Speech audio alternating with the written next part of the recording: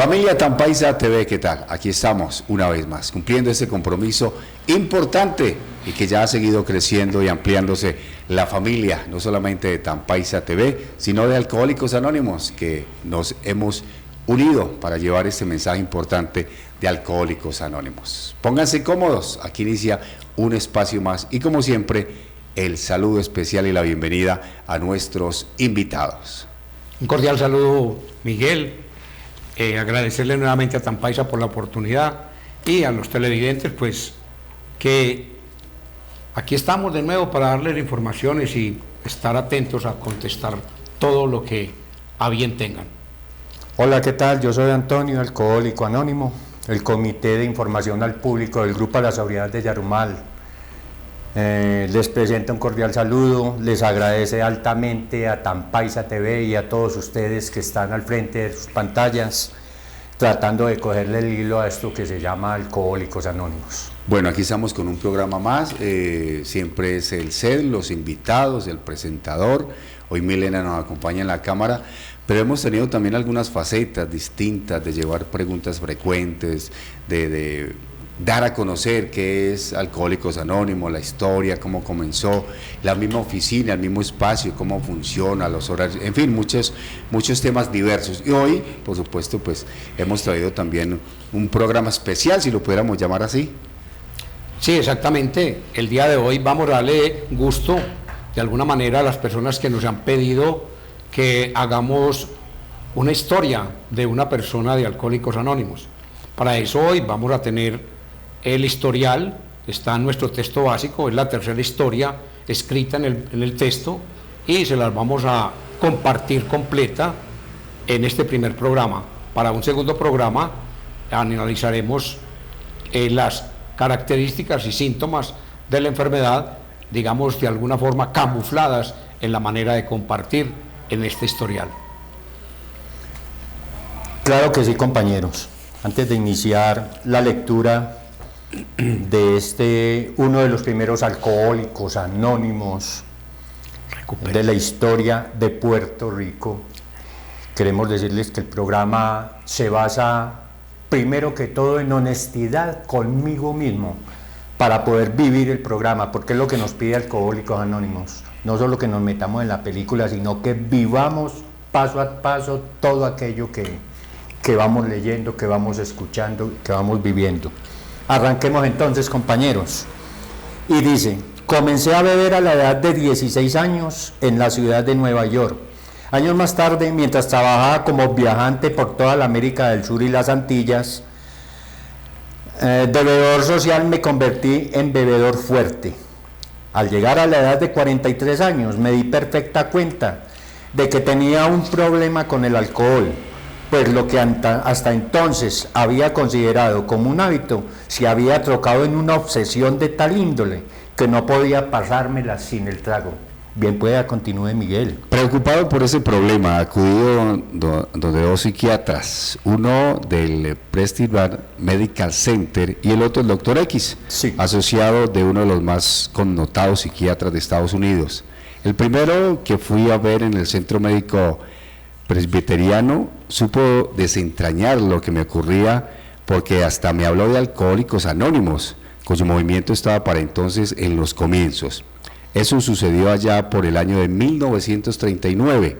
Recuerdo que aquel médico me dijo que había oído hablar de un grupo de hombres y mujeres que estaban haciendo algo eficaz para resolver su problema alcohólico y que si era de mi agrado conocer a esa gente podía ponerme en contacto con ellos. Pero Alcohólicos Anónimos no me interesó en esa época y así se lo hice saber. De mi experiencia con el otro psiquiatra haré mención más adelante. Comprendiendo el problema de la bebida, seguía complicándose. Decidí ir a Holly Springs, Arkansas, a tomar los baños, pensando que me harían bien, y efectivamente, físicamente fue así, porque estaba padeciendo de artritis alcohólica y tuve alivio de cerca de un año.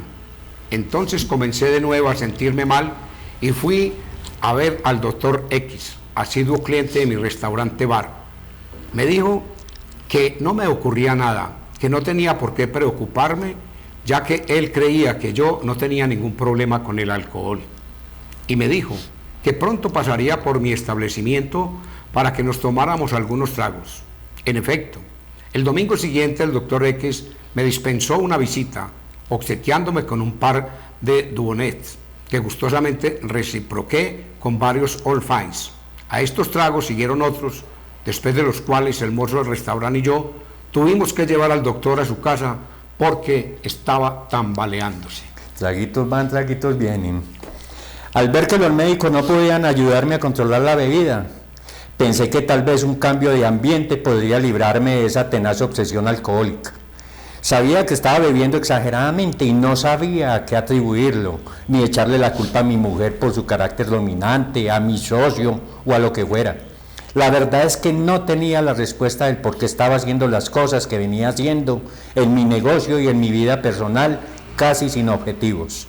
De manera que puse manos a la obra, vendí mi participación en el negocio, di la mitad de lo que obtuve en metálico a mi señora y después de conseguir algunas agencias de casas americanas, me vine para Puerto Rico en 1941. 1941. Después de mi llegada a la isla, me hospedé en el Hotel Palacé y a pesar de que traía varias botellas que los amigos me habían dado al despedirme en Nueva York para que trajera conmigo en el viaje y las cuales no había usado, y a pesar de tener también conmigo un par de cajas de vino San Benito, marca que representaba en Puerto Rico, por una semana me mantuve abstemio en tierra puertorriqueña.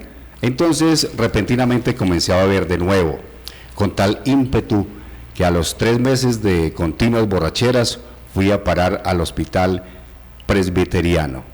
Allí estuve bajo tratamiento de un simpático doctor que me recetó muchas vitaminas para fortalecerme.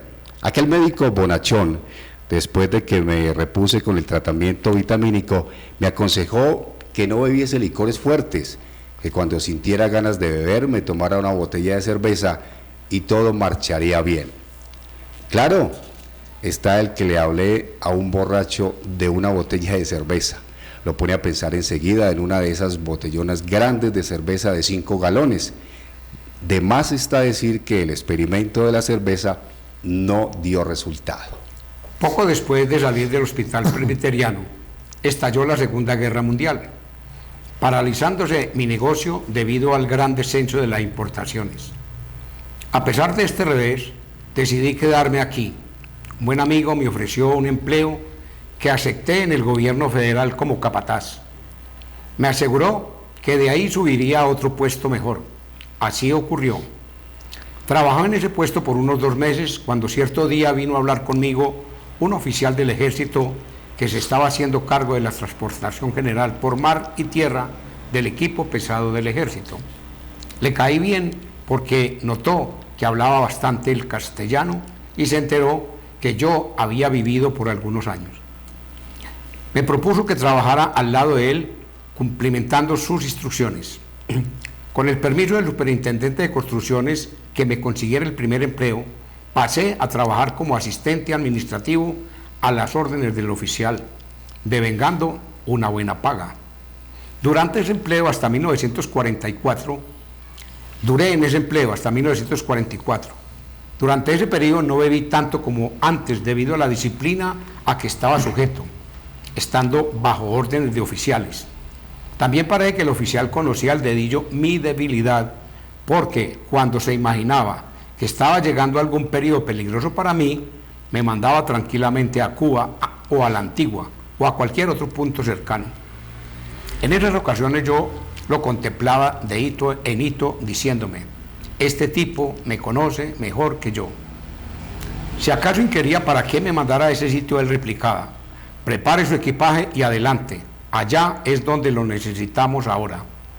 La verdad es que yo no tenía nada que hacer en ninguno de esos lugares y era de suponer que quería darme una semana o 2 para que desquitara mi sed, bebiendo todo lo que yo quisiera. Pero sucedía todo lo contrario. En aquellos sitios no bebía tanto como hubiera bebido en Puerto Rico, pues estaba entre coroneles y otros superiores que allí frecuentaban.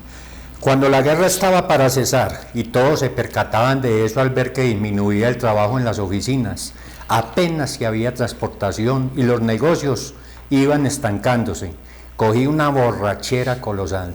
Me quedé en la casa.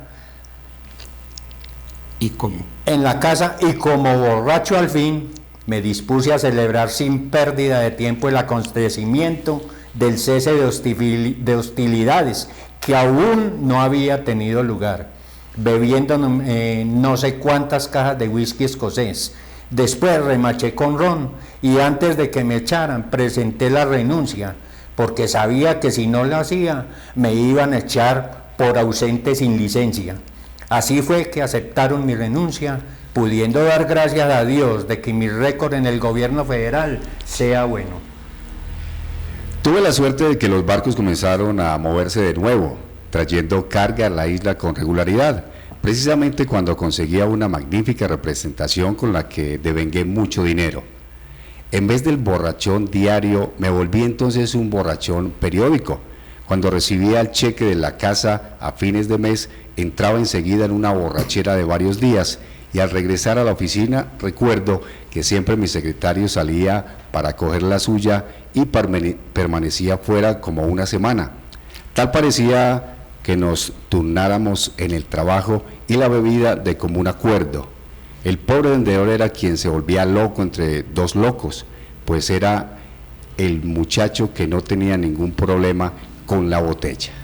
Eso prosiguió así hasta el año 1945. Por cierto motivo que no viene al caso, renuncié a la representación que tenía para hacerme cargo de otra.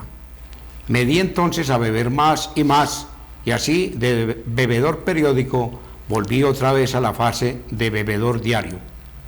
Poco a poco fui abandonando mi negocio de una manera lastimosa.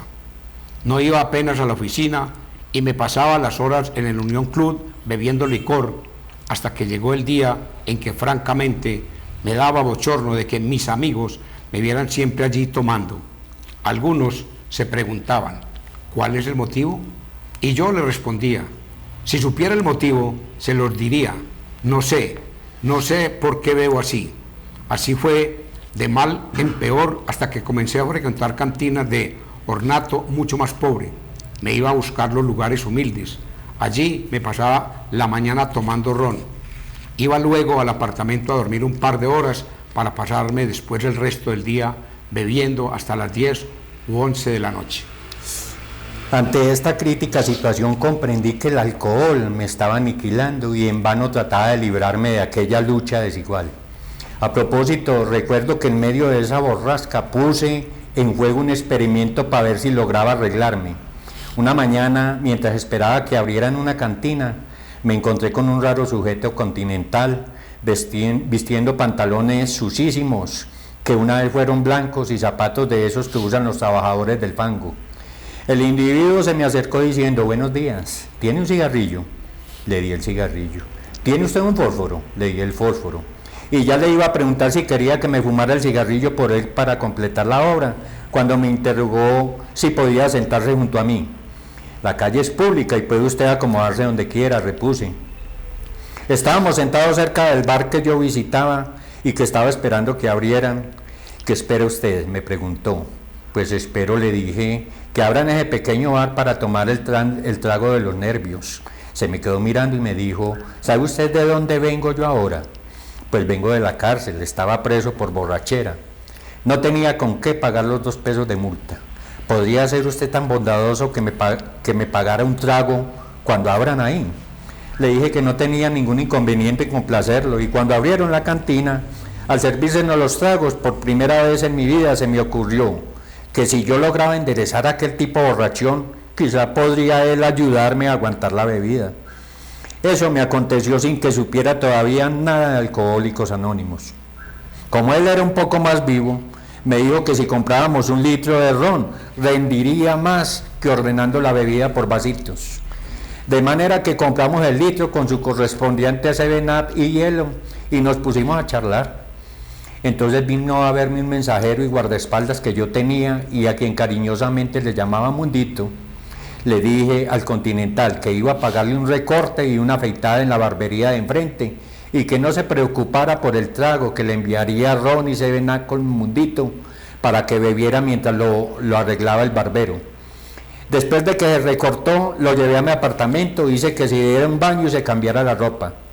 Fuimos a un restaurante donde él comió opíparamente mientras yo bebía, contemplando el cambio que ya se notaba en el porte del sujeto. Eso sucedía en la época en que yo me retiraba borracho a dormir a las 10 de la noche, y cuando le dije que iba a acostarme, él me pidió que lo dejara dormir en el suelo.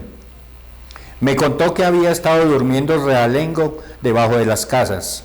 En vez de dejarlo dormir en el suelo, le puse a dormir en un canapé mientras yo me acostaba en la cama. Como de costumbre, al otro día temprano estaba de regreso en la cantina. Él me acompañó nuevamente y así pasó otro día. Ese día sucedió algo que no esperaba. Yo guardo mi dinero en el bolsillo del chaquetán y además tenía algunos pesos en el baúl que tenía trancado. No desconfiaba de aquel tipo, pero como a las 2 de la mañana yo no sabía que él había salido. Se me presentó con un par de hembras y unos guitarristas. Valga decir que eso no me cayó en gracia. Le dije que se fuera con todos ellos al infierno, mandó a la gente a que se retirase y se acostó. Cuando me levanté al otro día, noté que me faltaban 5 pesos. No dije nada mientras estábamos en el apartamento.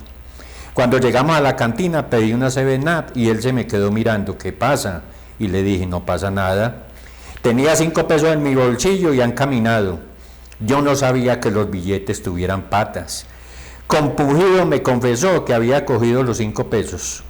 No cogí coraje, sencillamente le dije que se fuera de mi lado, de manera que no resultó como esperaba el experimento.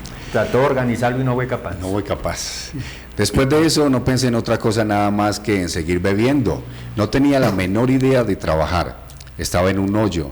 No sabía cómo salir. Al cabo enfermé. Los pies se me hincharon. Llamé al médico. El doctor que vino a verme me dijo que habría que sacar el fluido de las piernas con una aguja. Me hizo recluir en el hospital presbiteriano, donde me atendió otro amigo médico, quien logró poner mis piernas en buen estado sin necesidad de usar agujas. Más o menos, había acabado con mi negocio y moralmente no me sentía con ánimo de ir a visitar a la clientela, a pesar de que no tenía nada que reprocharme de mi manera de proceder para con ella. Decidí volver a Nueva York y un buen amigo me consiguió prioridad en avión. El doctor, antes de partir, me había recetado un elixir que contenía un gran ciento de alcohol.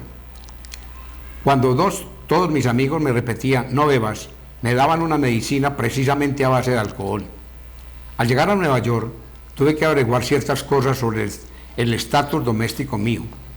No sabía si estaba casado o divorciado. Después que me puse al tanto de esas cuestiones, en vista de mi serio problema con la bebida, mis familiares me llevaron a una reunión de alcohólicos anónimos. Estaba bajo la influencia del alcohol. Tratábase del grupo Manhattan, que celebraba reunión en la calle 41 con 8ª Avenida. Hice muchas preguntas. Quería saber qué clase de negocio promovían y les pedí me dijeran dónde estaban los borrachos, porque allí no veía a ninguno. Me dieron algunos folletos y me dijeron que las puertas de Alcohólicos Anónimos estaban abiertas y que cualquier día que cambiara de idea fuera a visitarlos. Les di las gracias y les supliqué que perdonaran la molestia que les había dado con mis comentarios. Ya estaba para salir cuando me tropecé con Hernán, sobrio, pero con el baile de San Benito, y le dije, ¿tú cómo te mantienes sobrio? A lo que respondió sereno y silencioso, pues mirando borrachos como tú. Ese sí fue un disparo certero. No pude menos que reconocer que allí había algo. La familia quería que pasara la noche en el apartamento de mi esposa, a lo que yo me negué por motivos que ellos desconocían. Fui al hotel y noté que mi caja de whisky había desaparecido. Busqué la cartera y vi que también me habían quitado la plata, que no era mucha. Entonces llamé a mi ex socio y le pedí prestado 50 pesos que me entregó personalmente. Aquella noche yo iba a decidir mi problema en una cantina. Esa era mi idea, pero no sé por qué cambié de pensamiento y me dije, voy a comer algo, jamón y huevos y café. No había comido ese día. Después de comer, cogí un taxi que me llevó al hotel y antes de llegar paré el taxi para entrar a la cantina donde pedí una cerveza en recipiente, pues no se podía expender licores después de las 11. Me dio el recipiente y me llevé al hotel la cerveza que coloqué en la parte de afuera de la ventana para que no se calentase mientras me quitaba el abrigo. Arreglé la lámpara y comencé a leer los folletos de Alcohólicos Anónimos. A medida que leía las historias me decía, ese mismo soy yo, ese soy yo. No bebí aquella cerveza. Esa fue la primera noche en mucho tiempo que dormí sin alcohol y sin temores. Al otro día me levanté. No me sentía muy bien, naturalmente, y pedí mantecado con soda una y otra vez hasta el punto que el mozo llegó a preguntar, ¿mantecado y soda? ¿Y no quiere jamón y huevos? Y volví a pedirle mantecado y soda. Esa misma noche fui a una reunión de Alcohólicos Anónimos. Al entrar me dijeron los muchachos, caramba, no lo esperábamos tan pronto de vuelta. Pues aquí me tienen, respondí, he leído esos folletos y ahora sé que aquí hay algo importante para mí. Quiero saber cómo puedo conseguir eso que ya tienen ustedes. A eso vengo, a buscarlo. Desde esa noche memorable estoy en Alcohólicos Anónimos, sin haber tenido dificultades con el alcohol en todos esos años, excepto al comienzo, cuando tuve una pequeña recaída de 10 días. Han sido años verdaderamente gratos de sobriedad, los que he disfrutado y sigo disfrutando en Alcohólicos Anónimos a base del plan de las 24 horas. El despertar de un viajante. Imagínense, yo he recalcado en muchos programas que Alcohólicos arrancó así. Cuando Bill W. fue visitado por Evi, que yo fui a llevarle el mensaje, se quedó intrigado y dijo, yo quiero tener eso que él tiene, pero ¿qué es lo que él tiene? Yo lo veo tranquilo, lo veo alegre, lo veo calmado. ¿Qué es lo que él tiene? Yo quiero tenerlo. Así arrancó la cosa. Este cliente quería tener lo que vio en una primera reunión. Me parece fantástico y la idea no es la aventura, porque de aventuras estamos llenos nosotros. La idea es qué lo llevó a que consumiera tanto licor, qué lo llevó a que se volviera un alcohólico tan paupérrimo y cómo logró sobresalir.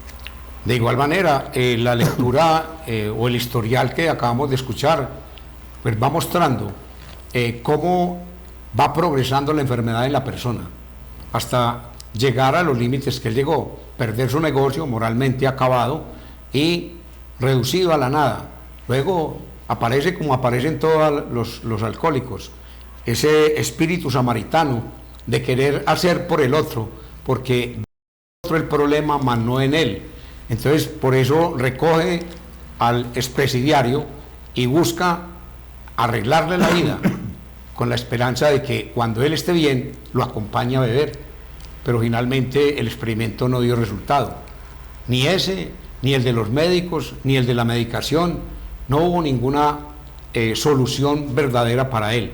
Solo estados momentáneos de abstención, porque no podíamos hablar de sobriedad.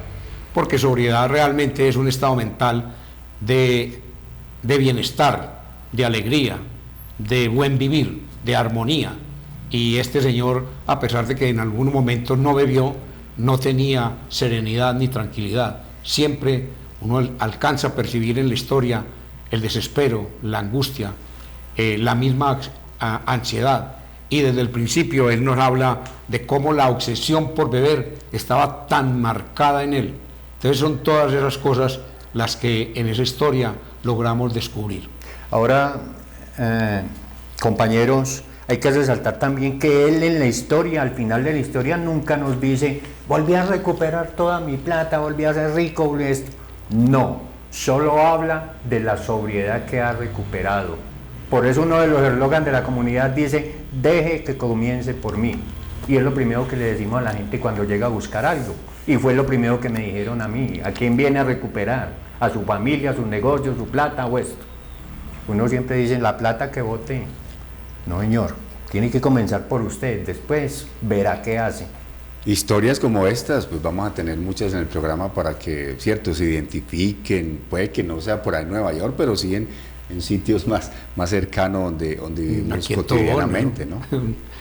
Puede ser en Tobón. Sí, de hecho, no, y de hecho, este texto contiene una de las historias que es antioqueña, compañero. Es antioqueña la protagonista, una de las historias, un libro editado en Estados Unidos y ya tiene una historia de las primeras alcohólicas y es paisa, es antioqueña. Bueno, se nos está terminando entonces el tiempo, esperamos que le haya gustado la historia, de esas historias como para uno cerrar los ojos y meterse en el cuento, como decimos. Y si lo está viendo a través de la televisión, lo invitamos a que a través de las redes sociales, Facebook o YouTube, usted la pueda repetir y pueda estar muy acorde con estas historias importantes que les queremos llevar. Como siempre, a ustedes muchas gracias. Comedidamente, Miguel, no solo darle los agradecimientos a Tampaisa, a Miguel y a su camarógrafa, sino pedirles que nos den la oportunidad de un próximo programa para que le peguemos una medio analizadita, porque esto es tan profundo que pasaríamos días, una medio analizadita al texto que acabamos de leer. Entonces que nos den por favor la oportunidad de un siguiente programa para que miremos un poco más a fondo. Muchas gracias por todo. Sí, nuevamente agradecerle a Tampaisa, a Milena por estar con nosotros en la cámara, a Miguel por ser nuestro coordinador de programa, y a todos los televidentes nuevamente invitarlos a que nos sigan escuchando, nos sigan viendo, les sigan dando me gusta al programa y formulen las preguntas que ustedes consideren para buscar la manera de darles una respuesta desde nuestra experiencia. A nuestros invitados, muchísimas gracias. A ustedes, como siempre, invitarlos. Ahí en pantalla está la dirección, el teléfono, para que acudan a las reuniones de lunes a domingo. A ustedes muchas gracias y como siempre, la invitación es para el próximo programa.